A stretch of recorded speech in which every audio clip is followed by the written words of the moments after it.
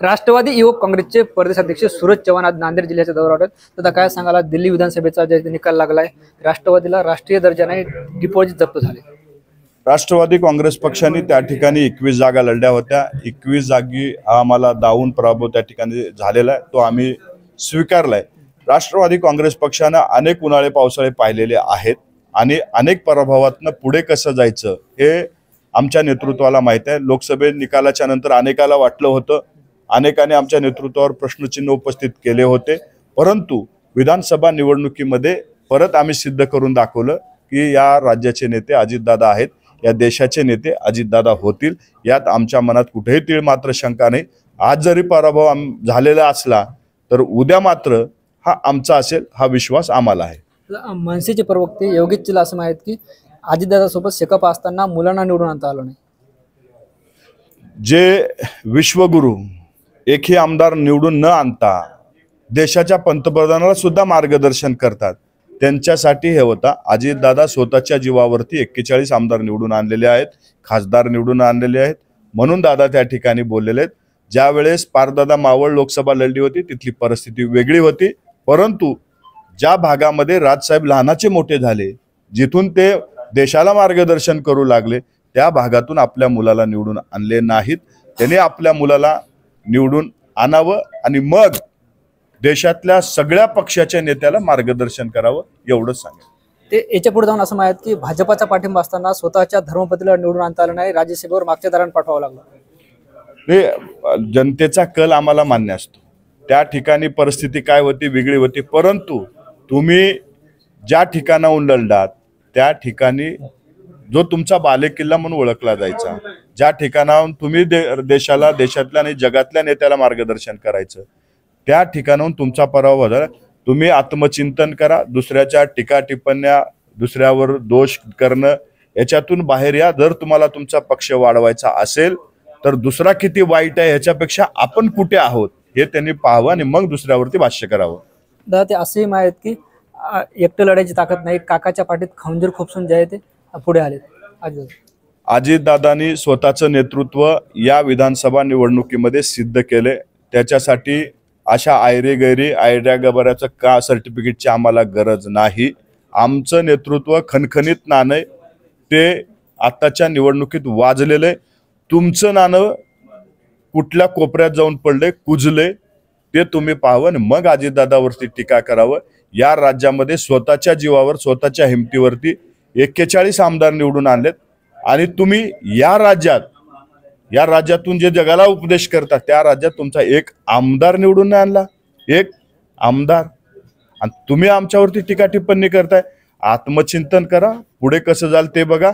उगाच आमचे मोजमाप काढलं तर तुमचे कपडे सुद्धा अंगावर राहणार, हे ते लक्षात ठेवावं। दिल्लीत जे ते आपचा पराभव झाला, काँग्रेसची एकही जागा निवडून आली नाही, इंडिया आघाडी कमजोर झाली असं वाटतं का? इंडिया आघाडीमध्ये काय झालेलं आहे, गाडी एक ड्रायव्हर अनेक अशी परिस्थिती झालेली आहे। चालवणार कोण ह्याच्यावरनं त्यांची भांडणं, त्याच्यामधून मला वाटतंय की ही एक जण चाक घेऊन जातो, एक जण स्टेअरिंग घेऊन पळून जातोय, मग ती गाडी पुढे जाणार कशी? अशी लोक जर त्या गाडीमध्ये बसलेले असतील तर ती गाडी पुढे जाणार नाही। महाविकास आघाडी, इंडिया आघाडीच्या लोकांनी आपण आत्मचिंतन करावं, आपण कुठं चुकलो याच्यावरती पाहावं। मला विश्वास आहे की ते उद्यापासून परत EVM ला दोष देतील, परंतु ते आत्मचिंतन करणार नाहीत, कारण त्यांना माहित आहे आत्मचिंतन केलं तर आपण उघडे पडू, EVM ला दोष दिलं तर ती निर्जीव वस्तू आहे, बोलू शकत नाही, म्हणून EVM वरती दोष देऊन ते आपले मोकळे होतील। परळीत व्यापाऱ्यांना दम देण्यात आलाय, व्यापाऱ्यांनी जे आहे ते निघून जाण्याचा इशारा दिलाय। कुणी दम दिलाय? व्यापाऱ्यांनी निवेदन दिले तसं जिल्हाधिकाऱ्यांनी। कुणी दम दिलाय? कुणी? स्थानिक म्हणजे कुणी? परळीत काही घडलं तर मुंडे साहेबांनी घडलं असं नका करू। परळीत जर एकमेकाचे जर भांडणं झाले असतील, नवरा बायकोचे भांडणं झाले तर आमच्या नेत्यावर नका ढकलू, एवढीच आपल्या माध्यमातून विनंती करतो। जर कुणी दम दिला असेल, जर कुणी कायदा हातात घ्यायचा प्रयत्न केला असेल तर हे महायुतीचं सरकार आहे, या सरकारमध्ये कुणालाही गय केली जाणार नाही, परंतु जाणीवपूर्वक त्या ठिकाणी राष्ट्रवादी काँग्रेस पक्षाचे नेते आहेत आणि काही खपवलं जाईल तर असं खपवून घेणार नाही। त्या ठिकाणी जी घटना घडली त्याची पूर्णपणे माहिती घ्यावी आणि मग त्याच्यावरती आमच्यावरती प्रश्न विचारावेत, एवढीच विनंती आपल्याला पण करतो। बरं, करुणा मुंडे असं म्हणतात की माझ्या जीवाला काय झालं तर मुंडे आणि कराड जबाबदार असतात। मला वाटतंय करुणा मुंडेंनी वेळ साधून त्या ठिकाणी बोलतायत. स्वतःचा मुलगा त्यांच्या विरोधात तक्रार करतोय. स्वतःचा मुलगा जो आजपर्यंत सोबत घेऊन फिरायचा, तो मुलगा म्हणतो की माझी आई पैशासाठी काहीही करेल, माझ्या वडिलांवरती आरोप करेल, काहीही करेल.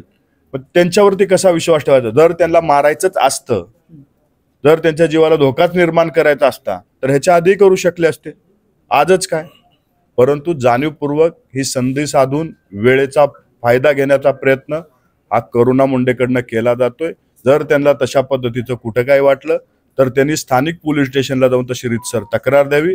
हे महाराष्ट्र सरकार आहे, त्यांना प्रोटेक्शन देण्याचं काम करेल. परंतु तुम्ही ज्या हेतूनं बोलताय त्याच्यामध्ये महाराष्ट्राच्या जनतेला माहित आहे की आज तुमचे आरोप हे कुठल्या हेतूनं, कुठल्या उद्देशानं धनंजय मुंडे साहेबांवर चालू आहेत, त्याबद्दल हा महाराष्ट्र ओळखून आहे.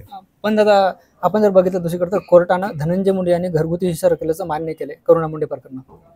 बरोबर आहे. त्यामध्ये त्यांनी धनंजय मुंडे साहेबांनी स्वतः ती माझी पत्नी आहेत, त्यापासून मला 2 अपत्य आहेत हे मान्य केलं होतं. आणि ते मान्य केल्याच्या नंतर त्यांनी रीतसर तक्रार ही कोर्टामध्ये दाखल केली होती. त्याचा निकाल कोर्टाने दिलेला आहे. आणि जी काही पोटगी असेल ते धनंजय मुंडे साहेबांकडनं पत्नी म्हणून त्यांना दिली जाईल. परंतु हे देत असताना करुणा मुंडेला घर दिलं, सगळे व्यवस्थित करून दिलेले, हे देत असताना त्यांचे आत्ताचे जे आरोप आहेत ते फक्त आणि फक्त त्यांना पुढे काहीतरी खूप मोठं अचीव करायचंय म्हणून हे त्यांचे आरोप चालू आहेत. याच्यामध्ये याच्या व्यतिरिक्त वेगळं काहीही नाही. जाणीवपूर्वक वेळेचा फायदा घेऊन नेते कसे बदनाम होतील यासाठी हे सगळं चालू आहे. ते असंही म्हणाले की मी जर तोंड उघडलं तर पंकजा मुंडे यांचंही मंत्रिपद जाईल. मग त्यांना तोंड कोणी बंद केलंय? म्हणजे तोंड उघडणं म्हणजे हे धमकी देण्यासारखं आहे. मी तोंड उघडलं तर असं करेन. हे सगळे जे आहे हे सगळं काहीतरी मिळवण्यासाठी अशा पद्धतीच्या धमक्या देण्याचे प्रकार चालू आहेत. त्यांना माझी विनंती आहे, तुमच्याकडे अशी काही माहिती असेल तर तुम्ही पोलीस प्रशासनाला द्या, सरकारला द्या, तर कारवाई होईल. उगाच माध्यमासमोर येऊन प्रसिद्धी भेटते म्हणून काहीही बोलायचं आणि उठसूट आरोप करायचे हे कुठंतरी त्यांनी थांबवलं पाहिजे. मला वाटतंय त्यांना जी मिळवायचं होतं ते त्यांना कोर्टाकडनं मिळाले. आता अजून काय अपेक्षा असतील तर त्यांनी, मला वाटतं हे सगळं त्याच्यासाठी चालू आहे. शेवटचा प्रश्न विचारतोय, आज आपण नांदेड दौऱ्यावर आहात. स्थानिक स्वराज्य संस्थेच्या निवडणुका लागण्याची शक्यता आहे.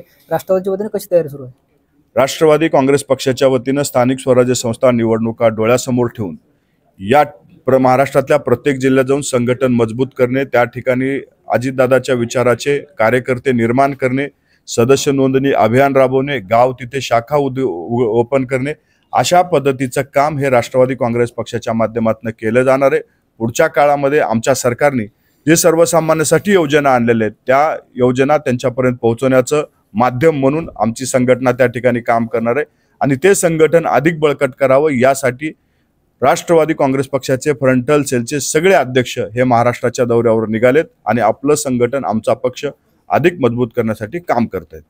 निश्चित आपण बघतो हे होते राष्ट्रवादी युवक काँग्रेसचे युवक प्रदेशाध्यक्ष सूरज चव्हाण, ज्यांनी आपले संवाद साधलाय. ज्ञानेश्वर लोंढे, TV9 मराठी, नांदेड.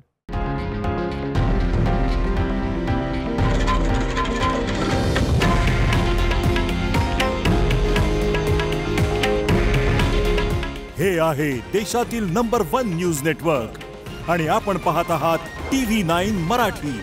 काळजी तुमची, हित महाराष्ट्राचं.